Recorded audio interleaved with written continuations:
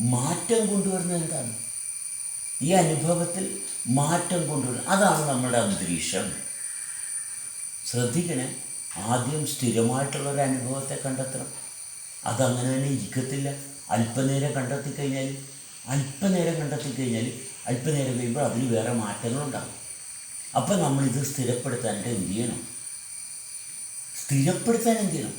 എന്തുകൊണ്ട് സ്ഥിരപ്പെട്ടു? അപ്പം സ്ഥിരപ്പെടാനൊരു ഭാഗവും സ്ഥിരപ്പെടുത്താതിരിക്കാൻ വേറൊരു ഭാഗവുമായിട്ട് കാണാൻ പറ്റും.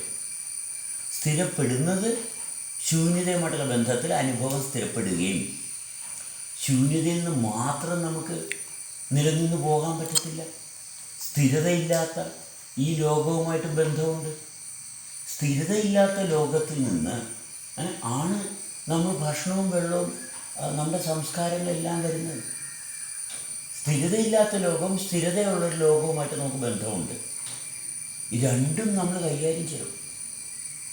രണ്ടും കൈകാര്യം ചെയ്തേ പറ്റത്തുള്ളൂ. സ്ഥിരതയില്ലാത്ത ഒരു ലോകവും സ്ഥിരതയുള്ള ഒരു ലോകവും, രണ്ടും കൈകാര്യം ചെയ്യണം.